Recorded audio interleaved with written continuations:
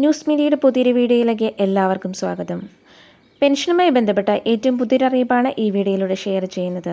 പ്രവാസി കേരളീയ ക്ഷേമനിധി ലൈഫ് സർട്ടിഫിക്കറ്റ് സമർപ്പിക്കേണ്ടതാണ്.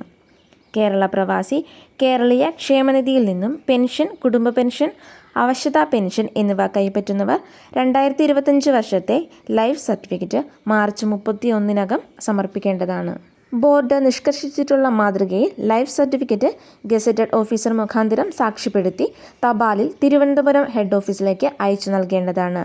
തിരുവനന്തപുരം തൈക്കാട് സ്ഥിതി ചെയ്യുന്ന ഹെഡ് ഓഫീസ്, എറണാകുളം, കോഴിക്കോട് ജില്ലകളിലുള്ള റീജിയണൽ ഓഫീസ്, മലപ്പുറം ജില്ലയിലുള്ള ലൈസൺ ഓഫീസ് എന്നിവിടങ്ങളിൽ പെൻഷൻ വാങ്ങുന്നവർക്ക് നേരിട്ട് എത്തി ഒപ്പിടുന്നതിനുള്ള സംവിധാനവും ഏർപ്പെടുത്തിയിട്ടുണ്ട്.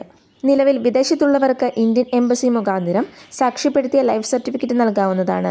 അതിന് സാധിക്കാത്തവർക്ക് വിദേശത്തുള്ള പ്രവാസി ക്ഷേമ ബോർഡിൽ ഡയറക്ടർമാർ സാക്ഷ്യപ്പെടുത്തിയ ലൈഫ് സർട്ടിഫിക്കറ്റ് ഇമെയിൽ വഴി ബോർഡിലേക്ക് അയക്കാം. ആധാർ നമ്പർ ഇതേവരെ അപ്ഡേറ്റ് ചെയ്തിട്ടില്ലാത്ത പെൻഷൻകാർ ആധാർ കാർഡിൻ്റെ പകർപ്പിൽ മെമ്പർഷിപ്പ് നമ്പർ രേഖപ്പെടുത്തി ലൈഫ് സർട്ടിഫിക്കറ്റിനോടൊപ്പം അയച്ചു നൽകണം.